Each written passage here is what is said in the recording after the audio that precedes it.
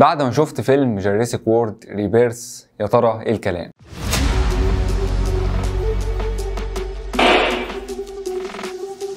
السلام عليكم واهلا بيكم في حلقه جديده.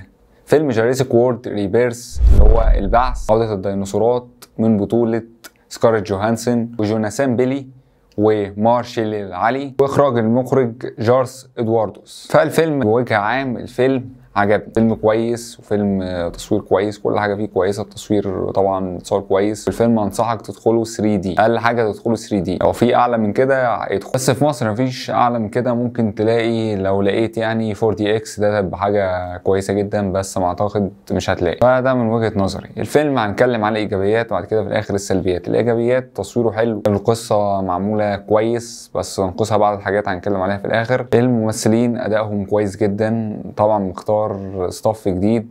طبعا مجموعه الفيلم ده يعتبر جزء رابع لجوراسيك وورلد، بس انا من وجهه نظري ده جزء مستقل. هما كل 3-4 اجزاء يجيبوا مجموعه جداد من الممثلين يكملوا السلسله، والسلسله اعتقد يعني ايه، ده مش اخر جزء، ده لسه السلسله مستمره. فالفيلم بوجه عام فيلم كويس جدا، الممثلين ادائهم كويس جدا، الطفله اللي كانوا مستخدمينها برضو كان اداءها كويس. فالفيلم بوجه عام الVFX والجرافيكس عاليه جدا، تصوير عالي، حاجات خرافيه، مناظر طبيعيه، حاجات جامده جدا. الفيلم بوجه عام كويس جدا، وحاجاته مترتبه كويس، يعني الديناصورات والحاجات والمناظر والاكشن اللي معمول فيه، الحاجات الاثاره والVFX زي ما قلت والجرافيكس، والصوت طبعا معمول كويس جدا، صوت حلو. بس طبعا تروح سينمات زي ما قلت، تروح سينما 3D عشان تتمتع، تبقى تجربه كويسه. فالفيلم كويس بوجه عام، في حاجات كتيره كويسه. مده الفيلم طبعا، مده الفيلم 135 دقيقه، يعني ساعتين وربع. المده فيلم طويل، كان فيه بريك في النص طبعا زي اي فيلم طبعا، بس ده فيلم طويل فلازم يبقى فيه بريك كويس. الفيلم بوجه عام كان بدايته بطيئه جدا، يعني المشاهد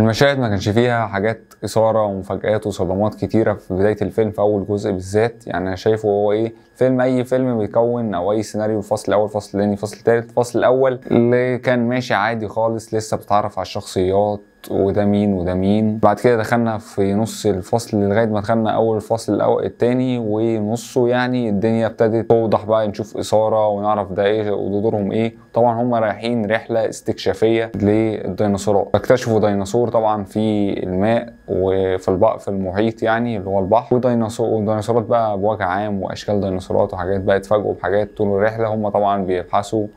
كان بدايه الفيلم عمل لك كده ايه، يعني ايه، جزء بيمهد للفيلم، اللي هما مجموعة التجارب زي الأجزاء اللي فاتت. هما بيجروا تجارب هندسة وراثية على الديناصورات، فخلقوا ديناصور جديد. الديناصور دوت ما قدروش يسيطروا عليه، ودمر المعامل بتاعتهم والحقل بالكامل، خرب القرية كلها زي جوراسيك بارك. فهم الناس دي بقى دورهم في الفيلم بعد ما الدنيا اتخربت، هم عايزين يستكشفوا وياخدوا عينات من الديناصورات اللي هيقابلوها، عينات دم عشان يستخدموا في الهندسة الوراثية والDNA وكده، زي نفس الأجزاء اللي فاتت، نفس الفكرة، ما فيش حاجة جديدة، ديناصور جديد متخلق. فده كان في الجزء الأولاني. عرفنا في بداية الفيلم هم رايحين في رحلة استكشافية، جمعوا ناس طبعا، ناس متخصصة، وعلى رأسهم سكارلت جوهانسون ومارشيل علي وجوناثان بيلي، دول ابطال الفيلم. وطبعا كان في مجموعه، مش عايز احرق طبعا، كانت في ناس طالعين في رحله في المحيط او البحر، حصل لهم ظروف، المركب اتقلبت، قابلوا طبعا الكائن الغريب اللي في البحر اللي هو الديناصور المائي. فده كان الجزء الاول لغايه ما دخلنا في نص الجزء الثاني اللي هو الفصل الثاني يعني من وجه العام. بعد كده الجزء الثاني بقى ايه، كان الجزء الاول طبعا رتمه بطيء جدا، حاسس الاحداث كلها ايه، محادثات،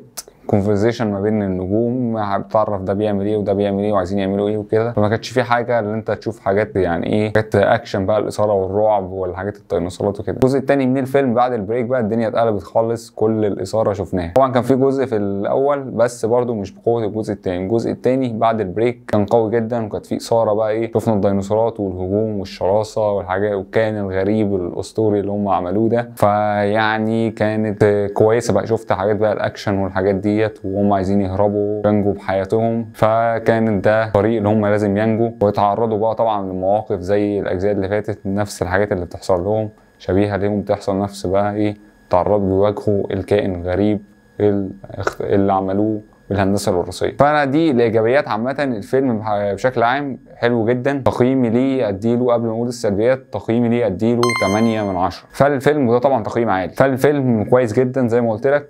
السلبيات من وجهه نظري اللي هم بعض المشاهد حسيت في البدايه اللي هو في تطويل في المشاهد المحادثات وكده، كان ممكن يسرعوا منها. مدة الفيلم طويلة قوي، 135 دقيقة، ساعتين وربع، حاسس كان ممكن تقل شوية. الكائن اللي هم عملوه بالهندسة الوراثية حاسه مش أحسن، كان ممكن شكله مش حلو. تقول لي ده ديناصور يا أبو حميد، يعني أنت عايز إيه من شكله؟ يعني حاسه كده يعني إيه، معمول غريب كده، فكرني بشخصيات بكاركترز كان موجود في ألعاب قبل كده، ألعاب قديمة، ألعاب الألفينيات اللي كنا بنلعبوها، او في زومبي شكله كده شبه زومبي حصل له حاجه. فحاسس ان الديناصور كان ممكن يتعمل احسن من كده. يعني ايه، كان ممكن يعملوا الوحش ده شكله مختلف واشرس من كده. يعني ايه، ميبقاش شكله حلو، يبقى هو اكيد خطير، بس يعني يبقى شكله ايه، شكل زي يعني تقول تيركس مثلا، شكله عادي. ده شكله غريب خالص، يعني ايه، كائن غريب. ممكن بقى بالهندسه الوراثيه اللي عملوها اللي هو دخل، يعني ايه، ده كان ديناصور تاني اصلا، نوع من الديناصورات، وتحول بقى شرس. ممكن يعني دي اعذرهم فيها، لو هم عاملين كده يبقى خلاص، يعني ما تقدرش تعمل حاجه. بس دي من وجهه نظري. باقي الحاجات كويسه جدا، والفيلم كويس جدا. انصحك تدخله، لو عايز تدخله انصحك تدخله، وادخله 3D عشان تستمتع بيه. طبعا فيلم الاطفال طبعا كويس، ما فيهوش اي حاجه، فيلم كويس، وزي ما انا قلت اديته 8 من 10، وده تقييم عالي. طبعا الفيلم ده يعتبر يعني هو من سلسله اجزاء كتيره، ده مثلا لو اعتبرته هيبقى الجزء الرابع من جوراسيك وورد، بس انا دي سلسله منفصله تماما من وجهه نظري. الفيلم ده مش احسن اجزاء جوراسيك وورد، بس فيلم حلو برضه، جزء كويس، مجموعه جداد، صف جديد على راسهم سكارلت جوهانسون ومجموعه من النجوم، فيعني ايه حاجه كويسه، وممكن بقى يتحسنوا في القادم. والفيلم زي ما قلت هو سلسله مستمره مش هتنتهي، لسه في اجزاء تانية هيعملوها. ممكن ياخدوا في الجزء عشان جزء تاني ينزل جديد، اعتقد هياخدوا 3-4 سنين مثلا عشان ينزل جزء جديد. فبس لو عجبك الحلقه ما تنساش اللايك والشير والسبسكرايب، ما تنساش تفعل زرار السبسكرايب، واعمل لايك وشير وكومنت، اكتب لي كومنت ايه رايك في الفيلم، واشوفكم في حلقه جديده. سلام.